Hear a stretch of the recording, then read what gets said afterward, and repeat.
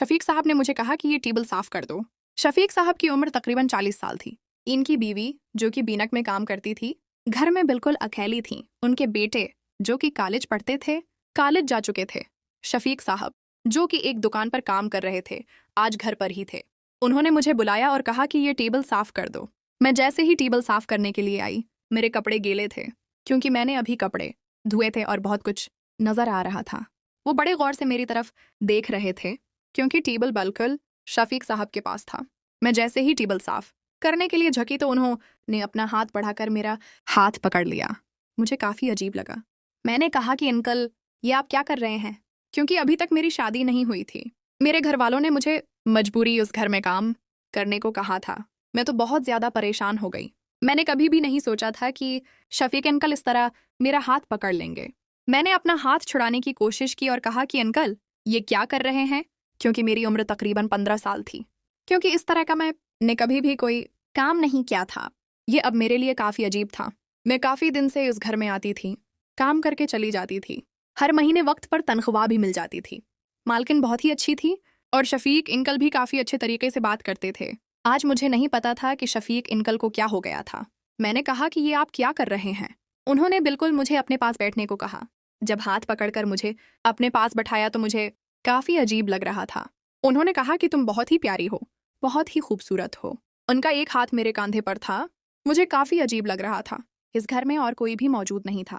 पहले भी शफीक साहब घर पर होते थे। मैं घर के काम करके चली जाती थी। मुझे अब बहुत ही ज़्यादा अजीब लग रहा था। मालकिन, जो कि अब घर में आने वाली नहीं थी, मैं बहुत ही ज़्यादा परेशान भी थी। मैंने कहा कि ये आप क्या कर रहे हैं? बस अब जो भी था, मैं बहुत ही ज़्यादा परेशान थी।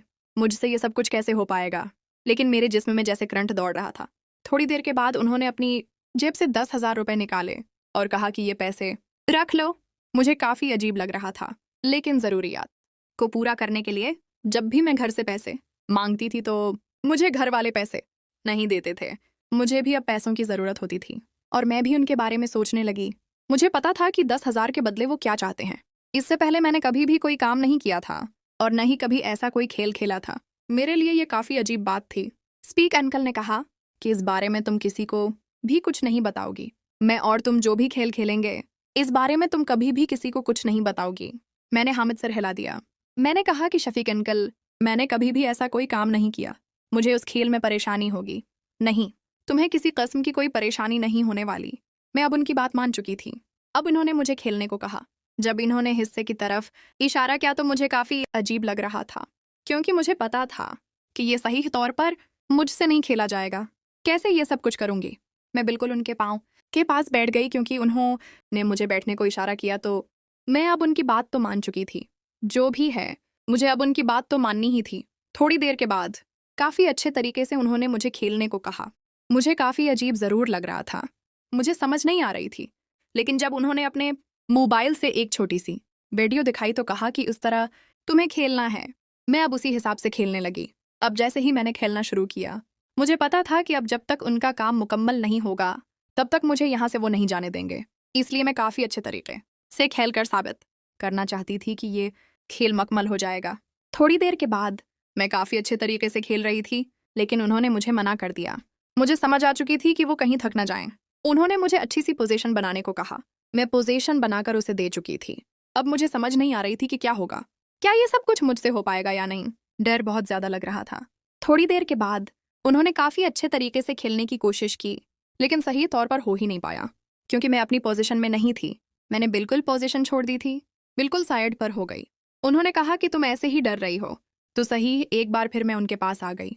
थोड़ी देर के बाद उन्होंने काफ़ी अच्छे तरीके से कोशिश की और वह अपनी मंजिल को पा चुके थे। मेरी आंखों में आंसू थे, क्योंकि मैंने कभी भी ऐसा कोई खेल नहीं खेला था। बहुत ही ज़्यादा परेशानी थी। वो अपने तरीके से खेल रहे थे और बहुत ही ज़्यादा खुश थे। जैसे जैसे खेल रहे थे, इनके चेहरे से खुशी साफ नज़र आ रही थी, क्योंकि वो मुझे 10,000 रुपए दे चुके थे। 10,000 कम नहीं थे, इसलिए ये परेशानी उसके बराबर शायद इतनी ज़्यादा भी नहीं थी। थोड़ी देर के बाद मुझे भी अच्छा लगने लगा। अब मेरी शफीक अंकल से दोस्ती हो चुकी थी। शफीक अंकल जब भी अकेले होते तो मुझे पैसे देते और उस तरह हमारे बीच एक ताल्लुक़ बन चुका था। उस कहानी का दूसरा पार्ट देखने के लिए चैनल को सब्सक्राइब कर लें।